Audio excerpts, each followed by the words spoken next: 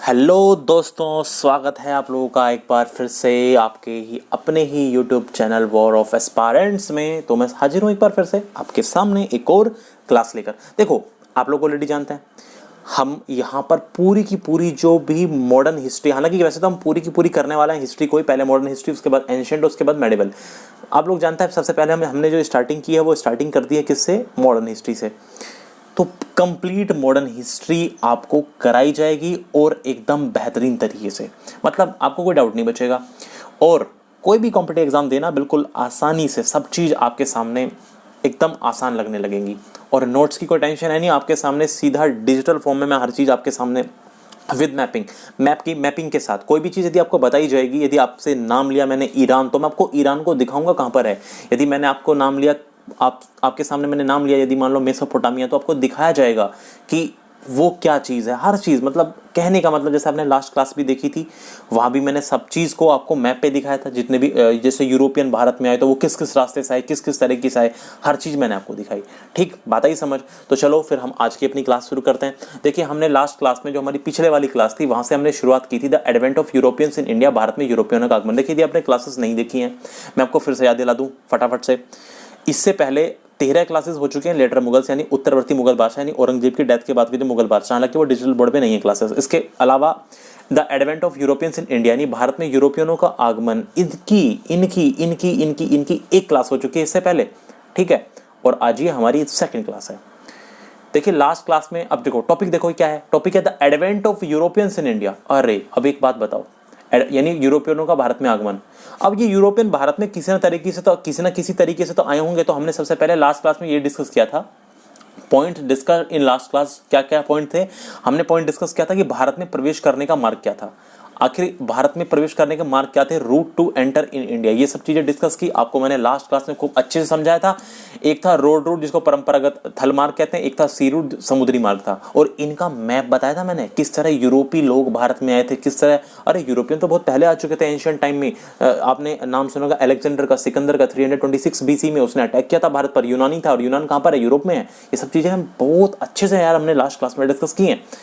इसके बाद आप लोग ऑलरेडी जानते हैं 1453 यानी 1453 ईस्वी आते आते इस पूरे स्थल पर, यानी जो ये पूरा सेंट्रल एशिया वाला पार्ट था ना, इसमें उस्मानी साम्राज्य यानी ओटोमन एम्पायर का शासन फैल गया था। और इन उस्मानी साम्राज्य के सुल्तानों, ये से नहीं होगा, से होगा, के होगा, इन उस्मानी साम्राज्य के सुल्तानों के द्वारा यूरोप से दक्षिण पूर्वी देशों तक आने वाला मार्ग बंद हो गया। ये दक्षिण पूर्वी देश क्या है समझा चुका हूं भाई, लास्ट क्लास में जाके देख लीजिएगा।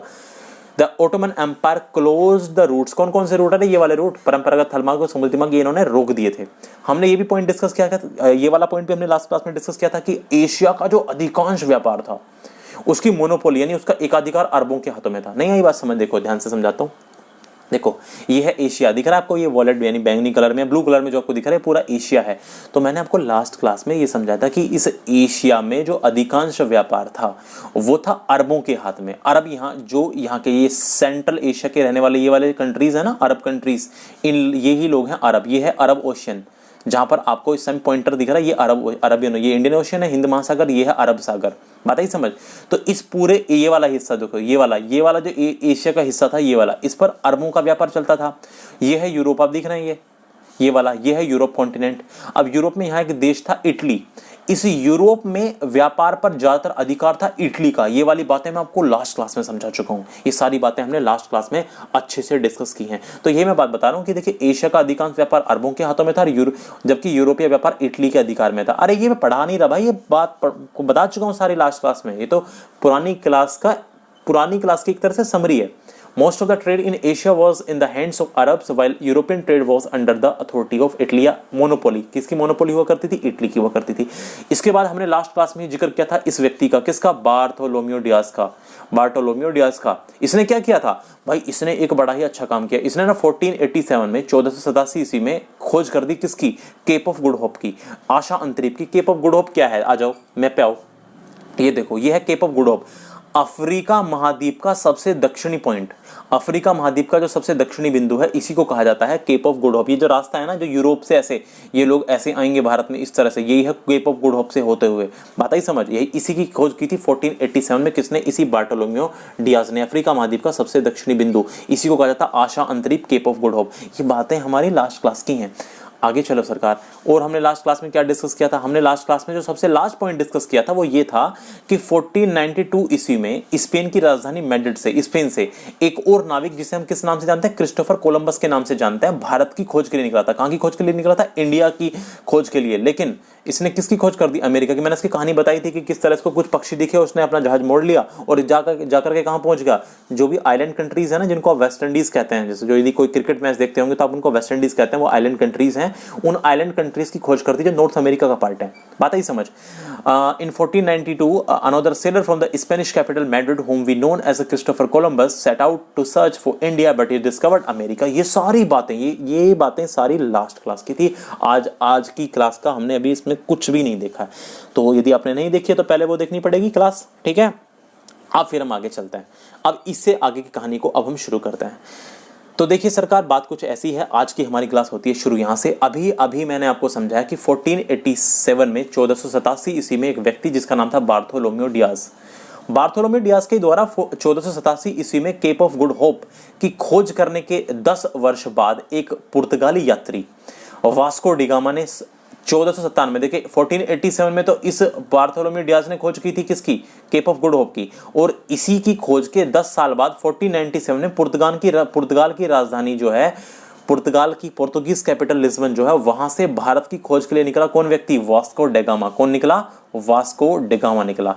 10 years after the Bartolomeo Diaz discovered the Cape of Good Hope in 1487 AD, another Portuguese traveler Vasco da Gama set out from Portugal's capital Lisbon in 1497 to search the way for India। भाई साहब ध्यान से सुनो, 1497 ईस्वी में Vasco da Gama कहां से निकला था? लिस्बन से निकला था, पुर्तगाल की राजधानी से। वो अलग बात है, यहाँ पर एक वर्ष यहाँ पर पहुंचा, बहुत 90 दिन की उसने बहुत लंबी यात्रा की और 1498 में पहुंचा था वो।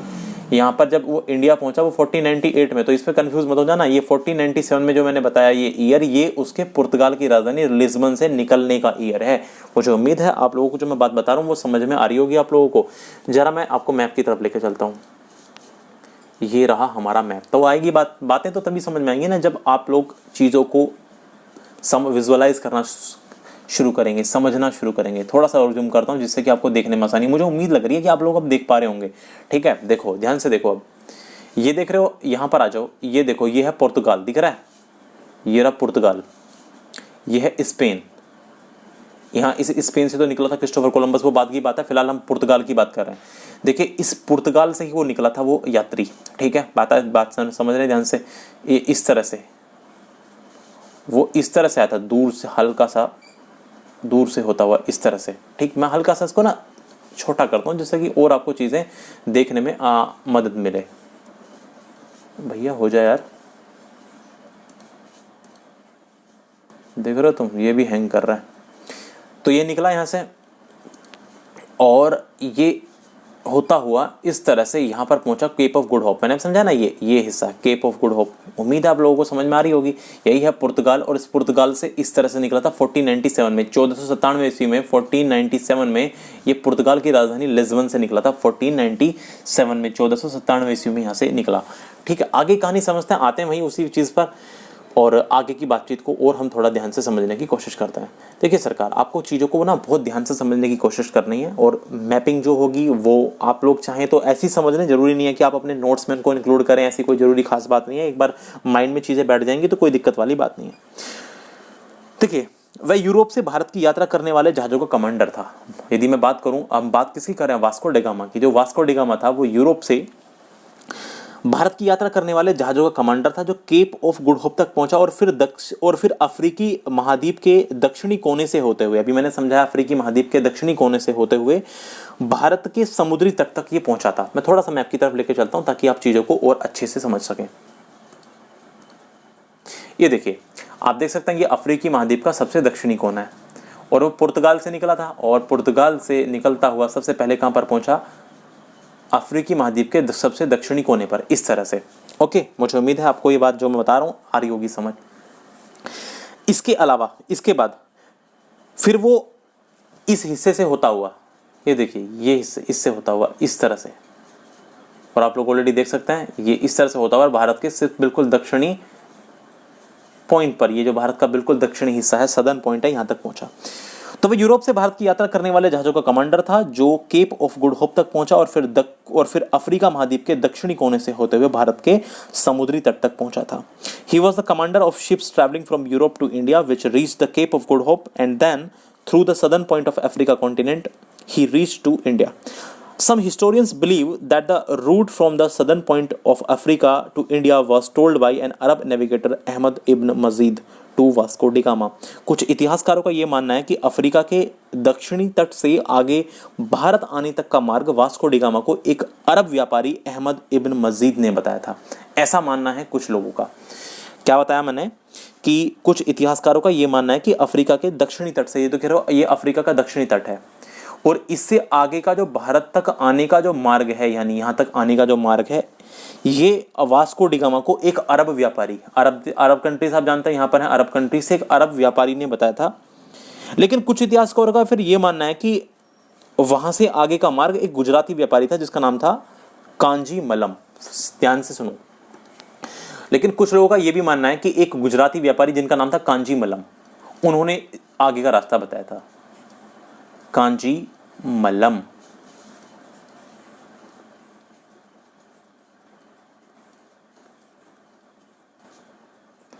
तो यहां पर दो नाम आपके सामने आए। दो नाम कौन कौन से आए? एक तो आपके सामने नाम आया अहमद इब्न मजीद,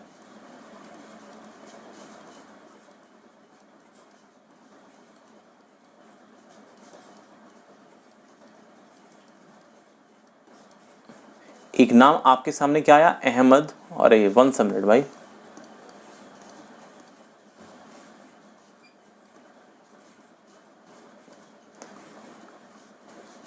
इब्न माजिद। एक नाम आपके सामने ये बताया मैंने, और एक नाम आपके सामने मैंने बताया कांजी मलम। देखिए, अब इतिहासकार इस विषय में बहुत ज़्यादा कंफ्यूज्ड हैं। कुछ लोगों का ये कहना है कि कांजी मलम जो थे गुजराती व्यापारी थे, इन्होंने बताया था आगे जाने का रास्ता वास्को डी गामा को। कुछ लोगों का कहना है कि एक अरब व्यापारी थे, और इस अरब व्यापारी ने एक या अरब नेविगेटर था, और या इसको आप अरब व्यापारी कह सकते हैं, अरब खोजी कह सकते हैं, ठीक है, या अरब नेविगेटर कह सकते हैं, इसने बताया था। तो लोग जो हैं, इतिहासकार जो हैं, इस विषय में कंफ्यूज्ड हैं। तो अब हम इसके बारे में बिल्कुल कुछ भी एग्जैक्टली नहीं कह सकते, ठीक है, ये बात ध्यान रखिएगा। देखिए, वास्को डी गामा की इस यात्रा में उसके साथ लगभग 170 नाविक थे, 170। वास्को डी गामा की इस यात्रा में उसके साथ लगभग थे 170 नाविक। वास्को डी गामा जब इस यात्रा में के लिए निकला था, Vasco da Gama was accompanied by a group of 170 sailor in this voyage to India. देखिए, जो भारत की यात्रा थी, दिस वॉयज टू इंडिया, जो इसकी भारत तक आने की जो यात्रा थी, वॉयज कहते हैं जल मार्ग से यात्रा करना, ठीक है, कोई भी यात्रा जल यात्रा यानी जल मार्ग से होते हुए यात्रा करने को क्या कहा जाता है? वॉयज। अरे ये क्या हुआ? जल मार्ग से ही यात्रा करने को क्या कहा जाता है? वॉयज कहा जाता है, ठीक है। तो ये लगभग 170 नाविकों को लेकर के निकला था भारत की खोज के लिए, लगभग 170 नाविकों को लेकर।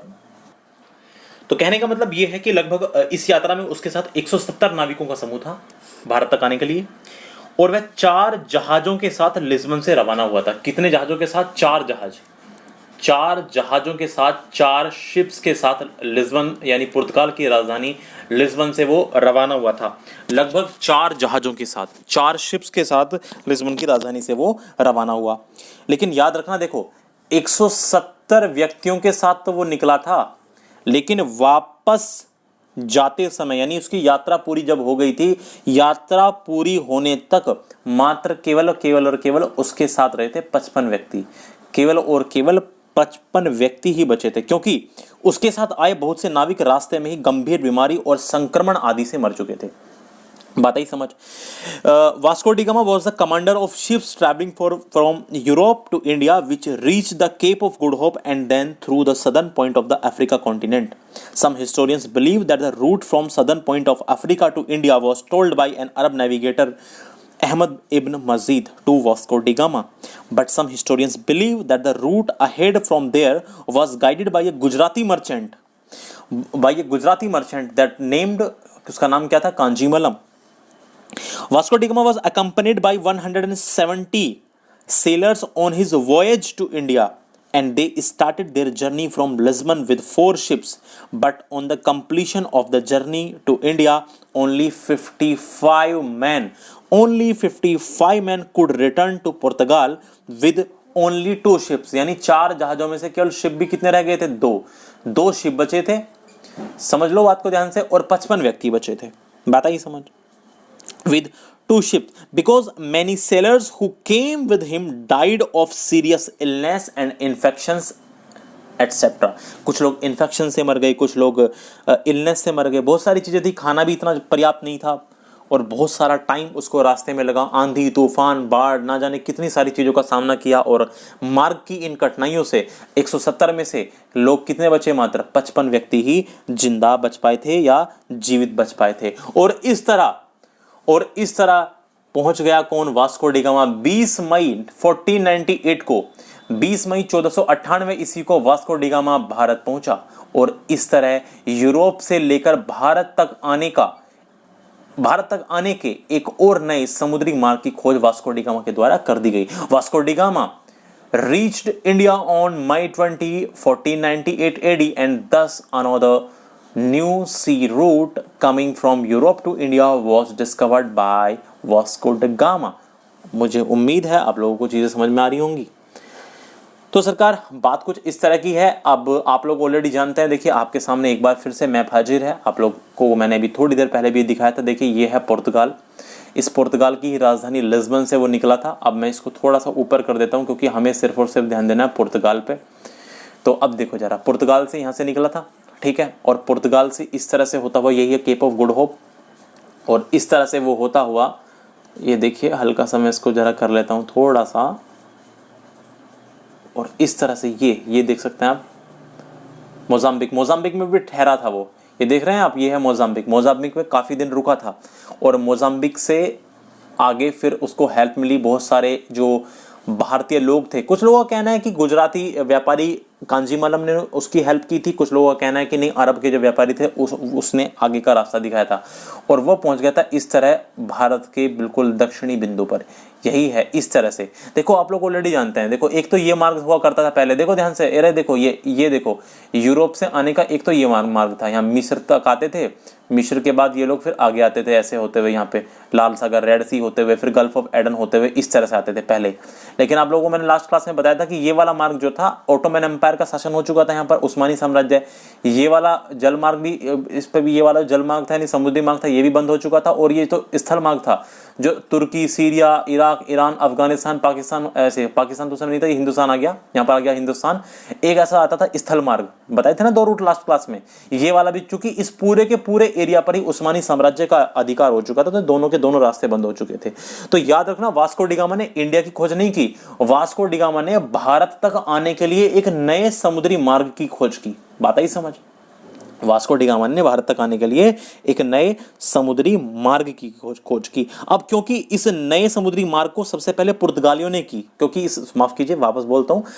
इस नए समुद्री मार्ग की खोज सबसे पहले पुर्तगालियों ने की, तो इस नए मार्ग से भारत आने वाले सबसे पहले यूरोपीय पुर्तगाली ही थे। बात ही समझ? पूछता है ना कि नए समुद्री इस की जो ये नया मार्ग है, इससे आने वाले सबसे, देखिए यदि आपसे क्वेश्चन ये पूछा जाता है कि बताइए भारत आने वाले सबसे पहले यूरोपीय कौन थे, अब वहाँ पे आपको ऑप्शंस में पुर्तगाल मिलता है, डच, ब्रिटिश, तो आप लोगों को आंसर सीधा दे देंगे पुर्तगाल। लेकिन आप लोगों को ये पता होना चाहिए कि यूरोपियों से भारत के संबंध केवल और केवल अभी शुरू नहीं हुए 1498 में कि पहली बार पुर्तगाली लोग आए।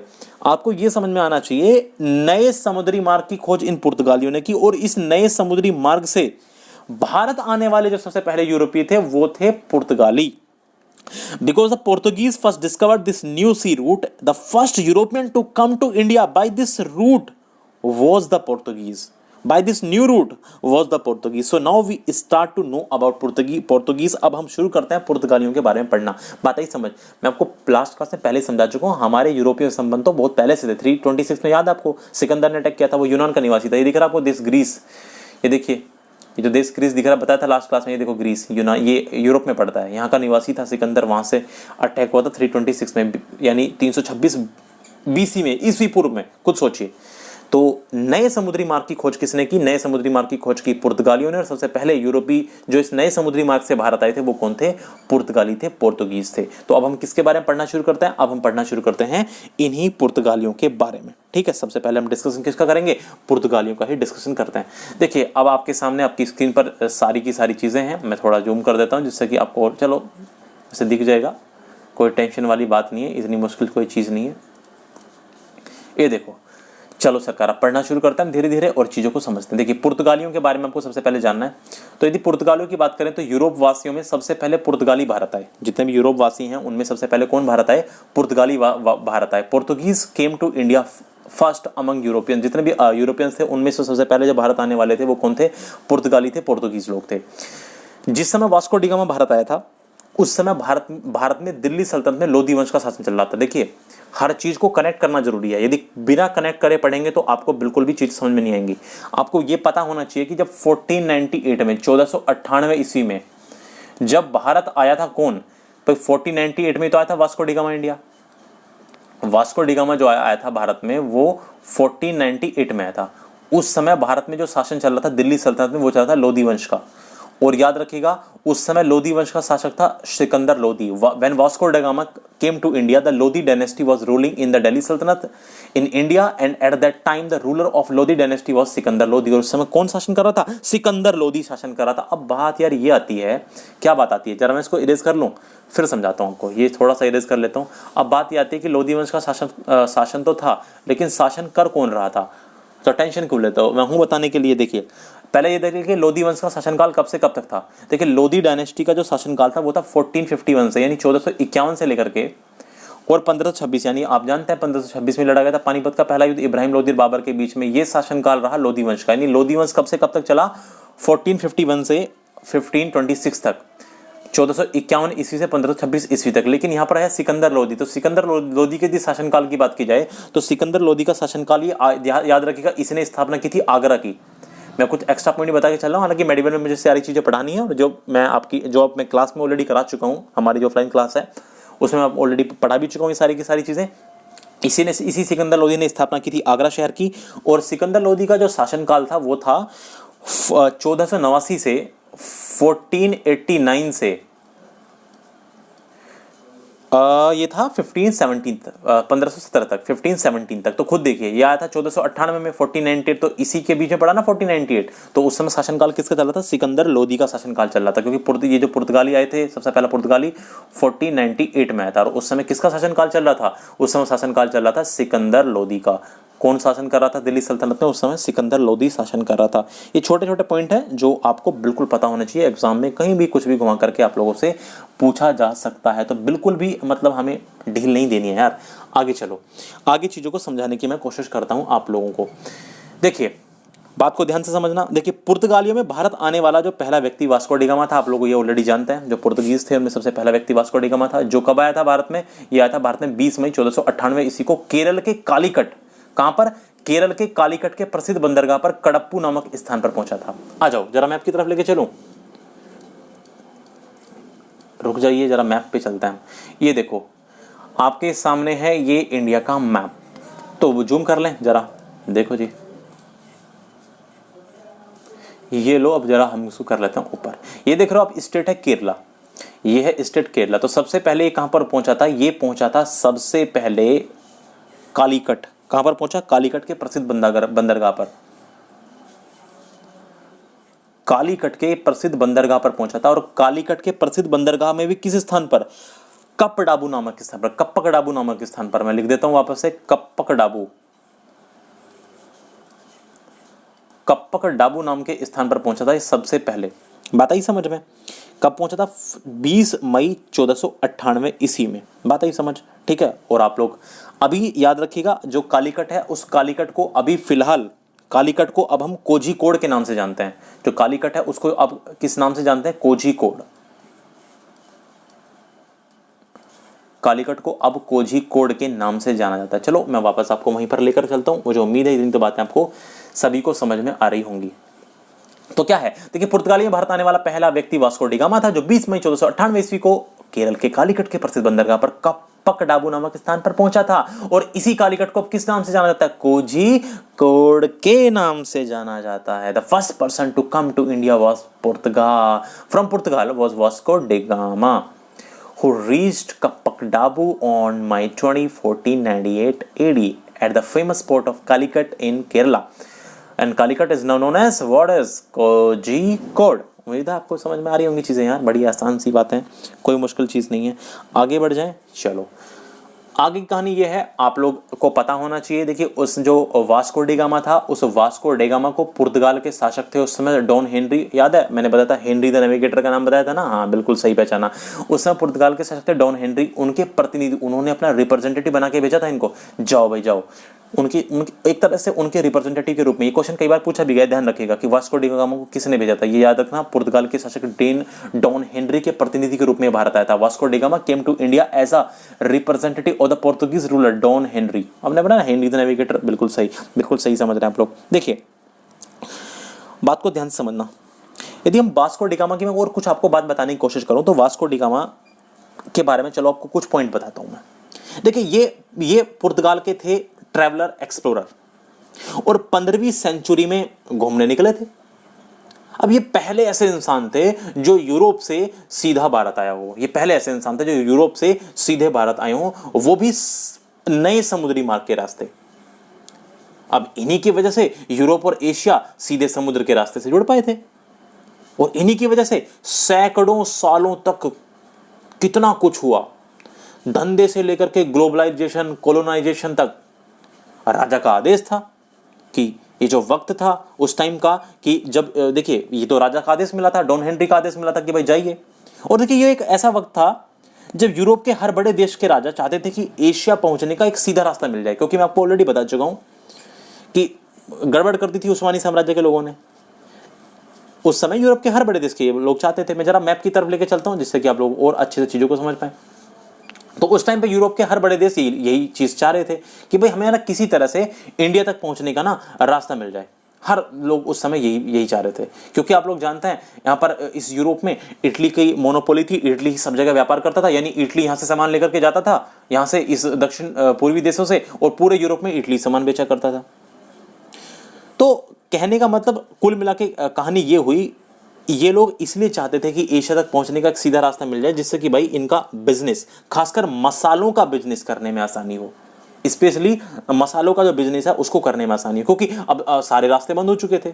बस इसीलिए भेजा गया था वास्को डे गामा को। मैं आपको आसान भाषा में अपनी लैंग्वेज में चीजों को समझाने की कोशिश कर रहा हूँ, जिससे कि आपके दिमाग में घुसे।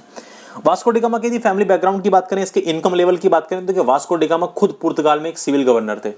ठीक, इनके पापा मिलिट्री में बहुत ऊंचे ओहदे पर थे, योद्धा भी थे। कहने का मतलब ये एक इलीट क्लास में ही आते थे, इलीट क्लास से ही बिलोंग करते थे। अब वास्को डी गामा ने मैथ्स के साथ साथ नेविगेशन की भी पढ़ाई की थी, मतलब पहले से ही नाव, समुद्र, इन सब के बारे में अच्छी खासी जानकारी थी बंदे को पहले से ही। बात करते हैं इसके ट्रेवल रूट की, जगहों की, कहां कहां ये यात्रा करता था, किस तरह की इसकी सोच हुआ करती थी।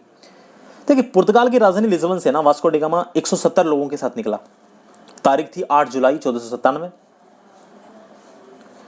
कुल जहाज जो इनके पास थे वो थे 4, और कुल आदमी थे 170। और जब ये लोग वापस पहुंचे तो मैं बता चुका हूं केवल 55 लोग ही वापस पहुंचे, और वो भी कितने जहाज लेकर? मात्र 2 जहाज लेकर के। अब ये लोग अफ्रीका होते हुए भारत के कोझिकोड पहुंच गए। जो तारीख थी पहले 8 जुलाई 1497 वो बदल करके अब 20 मई 1498 हो चुकी थी। वहां इनका स्वागत किया गया, और इन्होंने भाई अच्छा खासा बिजनेस शुरू कर दिया। काफी दिन तक सब कुछ सही चला। अब फिर एक गड़बड़ हो गई। अब वहां के जो राजा जमोरिन थे वो चाहते थे कि भाई वास्को डी गामा भी आम आदमियों की तरह टैक्स दें, और वास्को डी गामा इस बात पे चिढ़ गए। उसने कुछ लोगों को जबरदस्ती उठा लिया, लेकिन ये भूलकर भी मत सोचना कि उसको जरा भी घाटा हुआ होगा वास्को डी गामा को। ना ना ना ना भाई, घाटा नहीं हुआ। इस पूरे सफर में जितने खर्च हुए ना, अरे इस पूरे सफर में जितने खर्च हुए, इसका 60 गुना ज्यादा मुनाफा हुआ था वास्को डी गामा को, इसका 60 गुना ज्यादा मुनाफा हुआ सामानों की खरीद फरोख्त से। एक दिन, कुछ दिन बाद वास्को डी गामा फिर भारत आए। तब तक जो पुर्तगाल था वो भारत में कॉलोनी बनाने की पूरी तैयारी कर चुका था। फिर तीसरी बार जब वास्को डी गामा तीसरी बार भी आए, ये याद रखना वास्को डी गामा, अब ये सब चीजें आएंगी, मैं आपको पहले वैसे समझा रहा हूं, एक हल्की सी हिंट दे रहा हूं, देके चल रहा हूं। 3 बार ये भारत आया था वास्को डी गामा।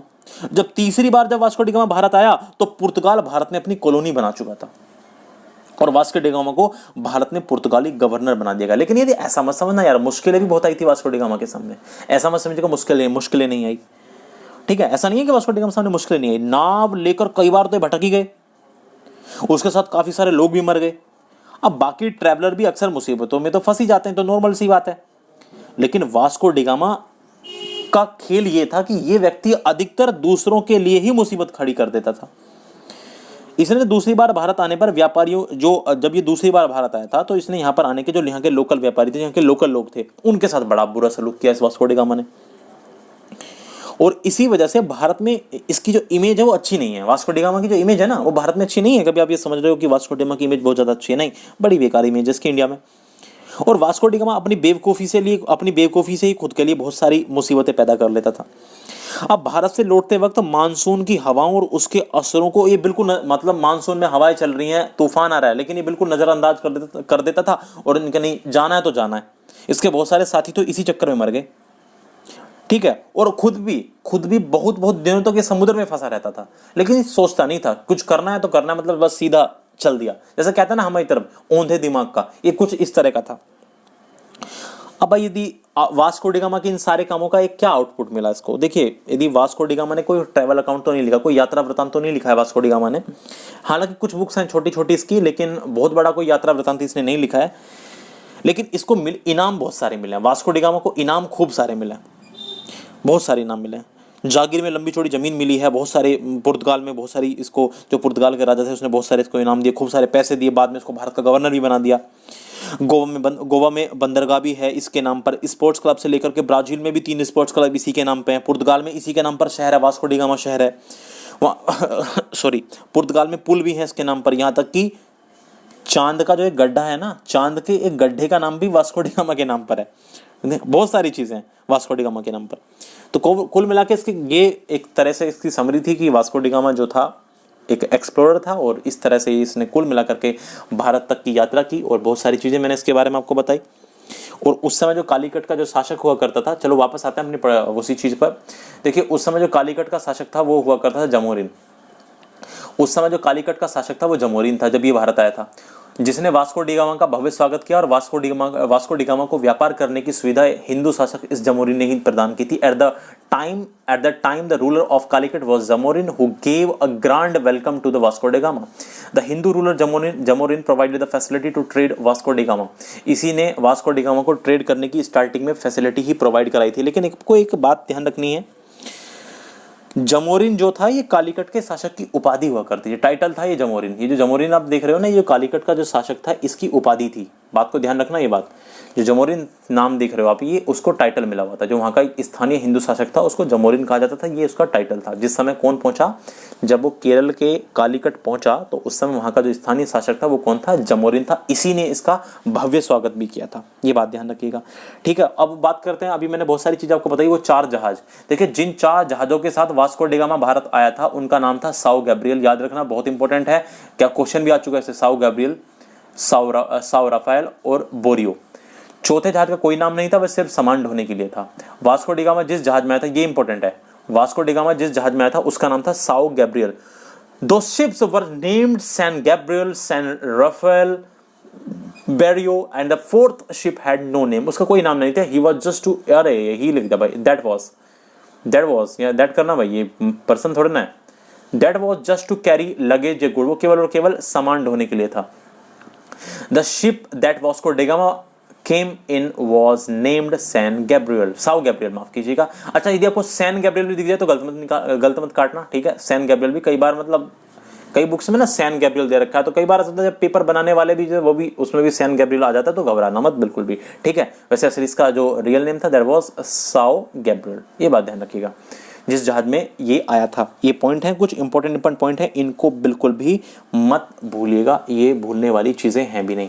अच्छा देखिए मेरी बात अब ध्यान से सुनना, अब कुछ और चीज आपको बताता हूं मैं, ठीक है। देखो वास्को डी गामा की ना इस खोज ने पश्चिमी देशों के लिए भारत के दरवाजे खोल दिए। देखो कुछ चीजें आपको बिल्कुल नोट्स में मिलती हैं। देखिए हर चीज, जो चीजें मैं आपको एक्सप्लेन करता हूँ, सारी की सारी एक्सप्लेनेशन है ना, वो आप खुद समझ सकते हैं, वो हर चीज सामने नहीं आ सकती आपकी स्क्रीन पे। देखिए बहुत सारी चीजें एक्सप्लेनेशन की होती हैं जो मुझे समझानी पड़ती हैं, तो आपको कुछ समझ नहीं, आप चाहें तो उनको लिख सकते हैं, मैं उसको हिंदी में बोलता हूँ और उनको इंग्लिश में भी बोलता हूँ। देखिए वास्को डी गामा की इस खोज ने पश्चिमी देशों के लिए, पश्चिमी देश यानी, अब देखो ये पश्चिमी देश में क्यों कह रहा हूं, मैं एक शब्द की व्याख्या करने की कोशिश करता हूं आपके सामने। देखिए यदि मैं पश्चिमी देशों की बात कर रहा हूं तो पश्चिमी देश में क्या क्यों रहा हूं, ये देखो ये है हमारा इंडिया। अब इस इंडिया के ऊपर जो है ये है नॉर्थ, आप जानते हैं ये नॉर्थ होगा। इधर जो देश होंगे वो ईस्ट के देश, ईस्ट देश कहलाएंगे। इधर है ये साउथ है, और इधर क्या है वेस्ट, तो है ये पश्चिमी देश तो है सब। ये क्या है, ये वेस्ट है, पश्चिमी देश ही तो कहलाएंगे, बात ही समझ। तो ये जितने भी पश्चिमी देश थे, इन पश्चिमी देशों के लिए भारत आने का मार्ग खोल दिया था किसने, इस वास्को डी गामा ने। वास्को डी गामा ने भारत आने तक का मार्ग किन लोगों के लिए खोल दिया था, इस वास्को डी गामा ने। अपनी इस खोज से पूरी होने तक इस वास्को डी गामा ने इतने सारे सम्मान पाए, इतने सारे राज्य के सम्मान पाए, इतने सारी राज्य की उपाधियां पाई जिसकी कुछ हद नहीं थी। वास्को डी गामा भारत से काली मिर्च पुर्तगाल ले जाता था। ये जो वास्को डी गामा था ये भारत से क्या लेके जाता था, काली मिर्च।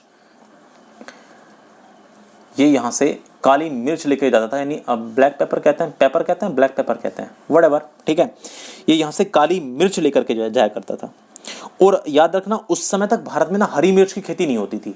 उस समय तक भारत में जो ग्रीन चिली है, हरी मिर्च है, उसकी खेती नहीं होती थी उस टाइम तक।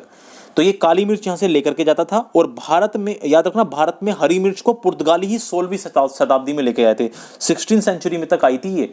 16th सेंचुरी तक हरी मिर्च की खेती 16th सेंचुरी तक पुर्तगालियों के द्वारा ही भारत में आई थी। आज भारत हरी मिर्च यानी मलयालम में इसको कहते हैं मुलाकू, हरी मिर्च को मलयालम में कहते हैं मुलाकू। आज भारत जो है वो हरी मिर्च का सबसे बड़ा उत्पादक भी है, ये भी बात ध्यान रखना, ठीक। This discovery of Vasco da Gama opened the doors of India to Western countries, and after this discovery, Vasco da Gama was given a state honor, यानी बहुत सारा सम्मान इन पुर्तगाल, इसको बहुत सारा सम्मान मिला पुर्तगाल में। Vasco da gamma was given a state honor in Portugal and was also given a state title, इसको राज्य की उपाधियां भी मिली। Vasco da Gama used to take pepper, यानी अभी मैंने ना वास्को डी गामा काली मिर्च लेके जाता था। Vasco da Gama used to take pepper from India to Portugal. Till then, green chili was not cultivated in India. Bharat में ग्रीन चिली की खेती नहीं होती थी। The Portuguese brought green chilies to India in the 16th century, and today we know India is also the greatest producer of green chilies, and it is called Mulaku, MULAKU, Mulaku in Malayalam, ठीक। तो चलो फिर आगे समझते हैं। अच्छा एक और चीज ध्यान रखना, वास्को डी गामा भारत से जो काली मिर्च लेके जाता था ना, जब ये भारत आया था पहली बार और जब ये भारत से काली मिर्च लेके गया था, तो याद रखना वास्को डी गामा ने भारत से काली मिर्च के व्यापार में 60 गुना, अरे कितना 60 गुना, 60 गुना से भी अधिक मुनाफा कमाया था, जिससे अन्य पुर्तगाली व्यापारियों को बहुत ज्यादा प्रेरणा मिली। Vasco da Gama made more than 60 times profit from the pepper trade from India and inspired other Portuguese traders. इसकी इस बात से जब लोगों ने वहां जाकर देखा, अरे इतना मुनाफा भाई, 60 गुना मुनाफा, सारा यात्रा का खर्च निकालने के बावजूद भी 60 गुना ज्यादा मुनाफा। तो इससे क्या हुआ, जो और यूरोपीय यात्री थे, जो और एक्सप्लोरर थे, जो और नेविगेटर थे, उनको भी उनकी आंखें खुल गई, अरे भाई ये कहां से ऐसा सामान ला रहा है, बात ही समझ। तो इस तरह से उनको भी प्रेरणा मिली वास्को डी गामा से। अच्छा उससे पहले मैं आपको एक छोटी सी बात समझा दूं ना, चलो तो समझानी है तो हम जरा समझा देते हैं आपको। फिर से मैप पे लेके चलता हूं मैं। हमारा मैप किधर गया भाई, आ जाओ रे, ये देखो हमारा मैप है, इसको मैं जरा क्लियर कर दूं जिससे कि आपको चीज समझ में आए। ये देखो उस समय पूरे के पूरे अरब सागर में, ये देख रहा है, देखो ये है अरबियन सी, आंखें खोल के देखिए, ये है अरबियन सी, अरब सागर। ये देखो ये पूरा का पूरा अरब सागर का क्षेत्र, और ये हमारा पूरा का पूरा हिंद महासागर का क्षेत्र है, यहाँ तक, और यहाँ तक की मैं बात कर रहा हूँ, यहाँ तक की बात चल रही है। ये देखिए उस समय पूरे के पूरे अरब सागर में व्यापार पर अरबों का एकाधिकार था। अरब कौन, ये वाले देश, इन देशों के जो लोग थे, इन लोगों का अधिकार था उस टाइम तक इस पूरे अरब सागर में, यानी भारत के इन हिस्सों से जो भी व्यापार होता था उस समय जो एकाधिकार था वो किनका था, अरबों का। अर्थात अरबी व्यापारी ही उस समय अरब सागर के क्षेत्र में मुख्य रूप से व्यापार किया करते थे।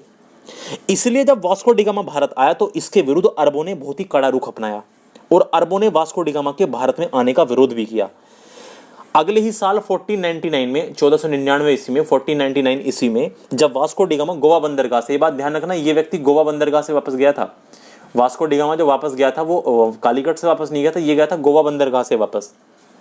ठीक है, तो जब ये गोवा बंदरगाह से वापस गया था, पुर्तगाल लौटा था, तो इसके लौटने से पहले तक खूब विरोध किया इन अरबी व्यापारियों ने इसका, बात ही समझ।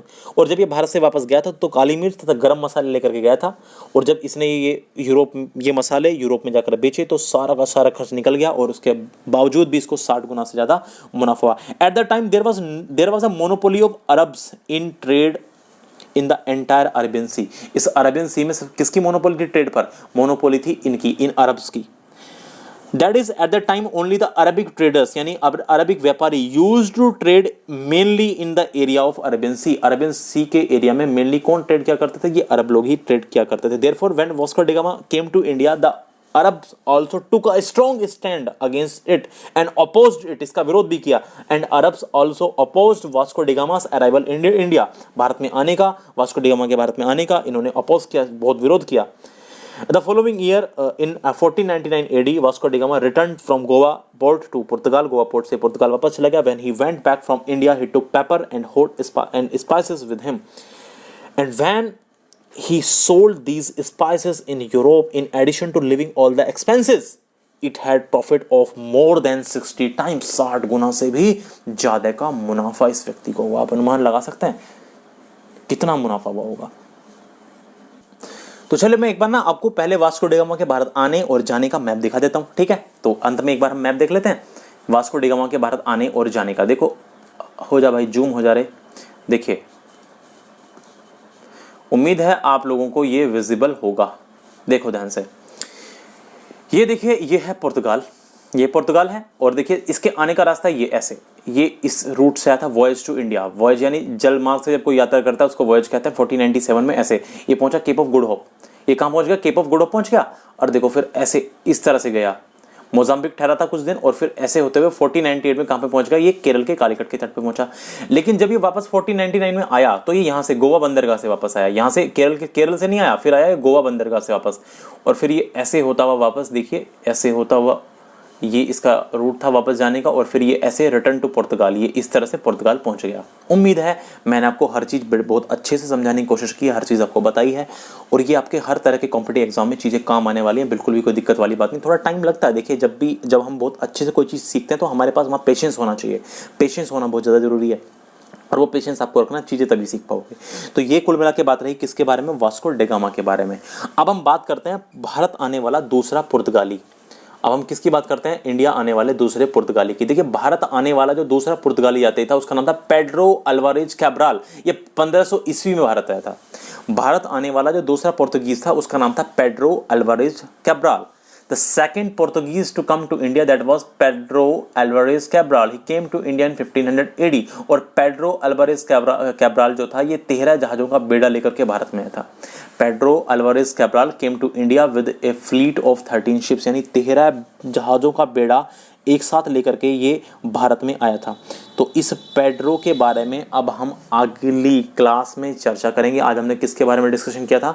आज हमने डिस्कशन किया था किसके बारे में? वास्को डी गामा के बारे में। पूरा का पूरा मैप से हमने चीज़ों को समझा। अच्छा, वास्को डी गामा फिर आएगा, ये 3 बार भारत आया था, अब कल फिर से वास्को डी गामा को भारत बुलाएंगे। ठीक है, यहाँ तक हमने चीज़ों को समझा। इसके बाद फिर से ये भारत आएगा शायद 1502 में।